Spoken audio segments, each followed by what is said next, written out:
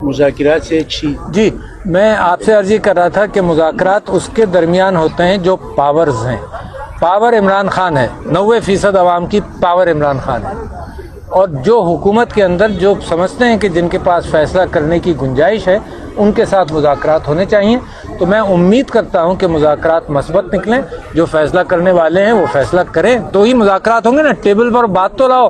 یہ وہ P T I ہے, یہ وہ عمران خان ہے, یہ جو عمر ایوب ہے, یہ وہ لوگ ہیں جنہوں نے لوگوں نے کہا ہم نہیں کرتے مذاکرات کیونکہ میرے گھر پر قبضہ ہے, میرا گھر ٹوٹ رہا ہے, تو میں تو پھر بھی مذاکرات کرنے کے لیے تیار ہوں. میرا انا کا مسئلہ نہیں ہے, یہ عارف علوی کا گھر نہیں ہے جو اپنی انا کا مسئلہ بنا لے کہ جی وہ مذاکرات کرنے کے لیے کہہ رہے ہیں اور تم نے کئی مرتبہ تم کہہ چکے ہو, انہوں نے انکار کیا. کرتے رہے انکار, میرا گھر ہے, مذاکرات میرا حق ہے. میرے گھر پر واپس جمہور کی قیادت آنی چاہیے. تو مذاکرات میں آئی وش دیم ویل. مذاکرات ہونے چاہیے. جن باتوں پر ہونے چاہیے وہ یہ ہے کہ جی کہ عمران خان کی رہائی کی بات ہو. میرا تو خیال یہ ہے کہ یہ بھی نہیں کہ ہاؤس اریسٹ وغیرہ, عمران خان کو رہا کرو, کوئی مقدمہ اس کے اوپر نہیں ہے. جو ہمارے اکابرین گرفتار ہیں ان کو رہا کرو, مینڈیٹ ریٹرن کرو. الیکشنز, اگر عمران خان صاحب کہتے ہیں کہ الیکشنز دوبارہ ہوں گے تو الیکشنز کی تاریخ دو, منصفانہ الیکشنز کی بات کرو, الیکٹرانک ووٹنگ مشین کے ذریعے کام کرو, کیونکہ اب کسی پر بھروسہ نہیں ہے. تو لہذا مذاکرات میں کامیابی کی امید ہے اگر نیک نیتی کے ساتھ لوگ بیٹھیں گے. ہماری نیک نیتی, ہمارا عمر ایوب ان مذاکراتی ٹیم کا ممبر ہے اور I think he knows how to handle that. Sir آپ کہہ رہے ہیں کہ دوبارہ الیکشن ہو, مطلب آپ کو فارم 47 اور فارم 45 کے جو موقع پہ اس سے جو ہے پیچھے ہٹ رہے ہیں؟ بالکل نہیں ہٹ رہا. عمران خان صاحب نے یہ بھی موقع دیا ہے کہ بھائی ٹیبل پر تو چیزیں تو لاؤ. فارم پہ انہوں نے حشر جو ووٹروں کا کیا ہے وہ ڈبل سٹیمپنگ کی ہے, نیچے سے اوپر سے تھیلا سیل ہے, نیچے سے کھول کر گڑبڑ کر دیا. تو یہ جھوٹی حکومت ہے یار, فارم 47 والی جھوٹ پر قائم ہے. اور یہ بھی پوچھ لیجئے کہ میں یہاں آیا کیوں ہوں, آپ کی مہمانداری. آپ کس سلسلے میں آئے ہیں؟ آپ سندھ اور پنجاب کو کراس کر کے جب سر پشاور آئے ہیں تو کیا وہاں پہ دیکھیے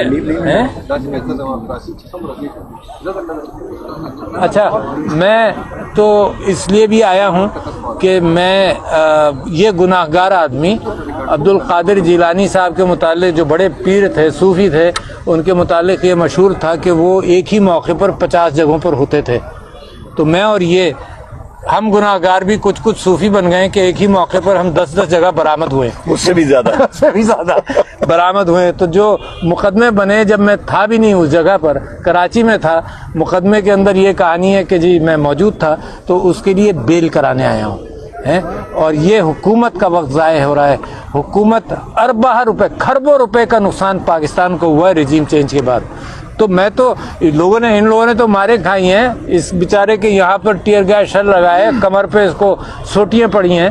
تو میں تو یہ تو سب لوگ میرے لیے ہیروز ہیں, میں تو اتنی مار بھی نہیں کھائی ابھی تک. سر موٹر سائیکل چوری یا فارن 14 فارن ایکٹ کے مقدمہ تو درج نہیں ہے نا آپ کے اوپر؟ نہیں ہو جائے گا نا. میں 2014 کا میرے اوپر ATC میں مقدمہ چلتا رہا, ابھی تک چل رہا ہے, کہ میں نے بندوقیں سپلائی کی. پولیس والوں کی گواہی ہے کہ میں نے بندوقیں سپلائی کی. تو میں اس کورٹ میں صدر ہوتے ہوئے ATC کورٹ میں, ارجمن صاحب کی کورٹ میں گیا, اور میں نے کہا جی میں اس کے اندر ایمنیٹی بھی نہیں, اپنی امیونٹی بھی نہیں کلیم کر رہا, صدر ہوں, فیصلہ کر لیں. انہوں نے فیصلہ کر دیا, پھر حکومت نے میرے ہوتے ہوئے اپیل کر دی, تو وہاں بھی میں کرمنل ہوں, ایلیج کرمنل ہوں. یہ بتائیے, آپ کے کارکن اس کا باقاعدہ طور پر ملٹری کورٹ میں ٹرائل کے بعد اس کو جو ہے وہ سنی گئی ہے سزائیں. تو اس سے پہلے PTI کے بانی کے بیانات بھی ملٹری کورٹ کے حوالے سے آئے تھے جو کہ تائید میں تھے. مراد سعید کا بیان بھی آج کل سوشل میڈیا پر وائرل ہے. PTI کا بیان تھا اس وقت کہ ملٹری کورٹ میں سویلین کو سزائیں ہونی چاہیے. تو کیا آپ کی پچھلی جو آپ کے بیانات ہیں اس پہ کوئی افسوس ہے؟ نہیں جی یار, جو ملٹری کورٹس میں سزائیں ہونی چاہیے تھی دہشت گردوں کی ہونی چاہیے تھیں. یہ سارے سیاستدان کب سے دہشت گرد بن گئے یار؟ سارا وقت دہشت گرد, ہمارے خلاف ایکشن چل رہا ہے, آپ سب لوگ جمع ہیں, اور دہشت گرد آزاد ہیں. یہ کیا بات ہوئی یار؟ हर काम दहशत गर्दी, ये जी तुमने ये क्यों किया, तुम दहशत गर्द हो, हैं? तुम बाइसिकल पर डबल सवारी कर रहे थे, तुम दहशत गर्द हो। ये क्या बात हुई यार? ये कोई कानून है या कोई हर जो चीज वो चीज़ है जो हर चीज़ पर फिट आ जाती है? ये गुब्बारा है, इस पर भी फिट आ जाएगा, उस पर भी फिट हो जाएगा। तो जनाब, मैं मिलिट्री ट्रायल्स के खिलाफ, दुनिया इसके खिलाफ है, मैं खिलाफ नहीं हूँ। सारा यूरोपियन यूनियन इसके खिलाफ है, सारा अमेरिका उसके खिलाफ है, सारी दुनिया उसके खिलाफ है। तो मिलिट्री कोर्ट्स के ट्रायल तो आपने देख लिया ना, सीसीटीवी कैमरे की फुटेज गायब है ना? ये शैम ऑपरेशन था, ये फॉल्स फ्लैग ऑपरेशन था। तो लिहाजा उमर अयूब साहब आज अपनी नेगोशिएटिंग कमेटी को बता रहे थे कि जनाब ये होना चाहिए कि फेयर ट्रायल हो, मिलिट्री कोर्ट्स में फेयर ट्रायल नहीं होता। लिहाजा हम उसकी सज़ाओं के ख़िलाफ़ हैं, मिलिट्री कोर्ट्स के ख़िलाफ़ हैं। वो दहशतगर्द मारे आराम से फिर रहे हैं और जनाब सियासतदान मारे फिर रहे हैं मेरी तरह। आपको हाँ, GSP प्लस का ख़तरा भी हो गया है ना, अब यूरोपियन यूनियन ने मजम्मत की है। प्लीज़। बिस्मिल्लाहिर्रहमानिर्रहीम। बहुत शुक्रिया सदर मुमलिकत साहब। सबसे पहले तो यहाँ पे आप साथियों को मैं बताना चाहता हूँ, सितम ज़रीफ़ी देखें कि एक साबिक सदर मुमलिकत पाकिस्तान, वो आज यहाँ पे पेशावर हाई कोर्ट में बेल लेने के लिए आए। ये बड़ी शर्म की बात होनी चाहिए, इस सिस्टम के ऊपर दबा है। आज बैसियत लीडर ऑफ द अपोजिशन मैं यहाँ पे खड़ा हूँ बेल्स के लिए। नेगोशिएटिंग टीम पाकिस्तान तहरीक इंसाफ की तरफ से वज़ीर आज़म इमरान खान ने मुझ नाचीज़ को उसको नॉमिनेट किया, उसका बैसियत उसका चेयर। और कल शाम को मेरी स्पीकर अयाज सादिक साहब से जब बात हुई तो मैंने कहा जी कुछ दिन या एक दिन आगे कर लें, क्योंकि हमारे सारे साथी जो हैं वो इधर उधर हैं, सलमान अकरम राजा साहब भी दूर हैं। और उन्होंने कहा जी आज से शुरू कर लेते हैं। तो आज हमारे 3-4 मेंबर सिर्फ वहाँ पे मौजूद हैं, साथ की हमारी कमेटी है। और अभी तक मेरे यहाँ पे ट्रांजिट बेल्स और बाकी बेल्स जो हैं वो लगी हुई हैं। और केसेस कौन सी है आपने भाई पूछा कि जी मोटरसाइकिल चोरी के, और कौन सा आपने पूछा? फॉरेन एक्ट मुझ पे लगा हुआ है, फॉरेनर्स एक्ट भी लगा हुआ है और मोटरसाइकिल चोरी भी लगा हुआ है। फैसलाबाद में मेरे 3 मोटरसाइकिल चोरी के, मेरे ख्याल 2 या 1 जो है वो हसन अब्दाल में भी हो गए। तो 5 मोटरसाइकिल, जिस तरह के लीडर ऑफ द ऑपोजिशन को उन्होंने बना दिए कि जी बैनुल सूबाई मोटरसाइकिल गैंग का मेंबर। अच्छा, कोई दुकान तो नहीं खोल रहा? मेरा ख्याल है मैं भी कर लूंगा सदर साहब, अभी मेरा ख्याल है मैं इस काम पे मतलब अभी करना पड़ेगा।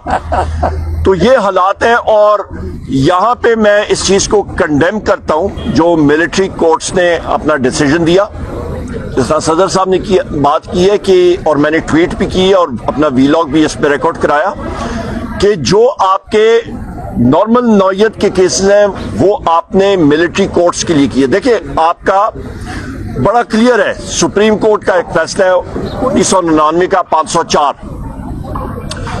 उस पे आपके जो आपका ट्राइकोटमी ऑफ पावर्स है, आपके 3 आपके सतून है, आपका अदलिया है, आपकी एग्जेक्टिव है और आपकी अल्लाह भला करे पार्लियामान है। जो आपकी स्टेट है, स्टेट के अंदर आर्टिकल 7 में उसकी डिटेल मौजूद है।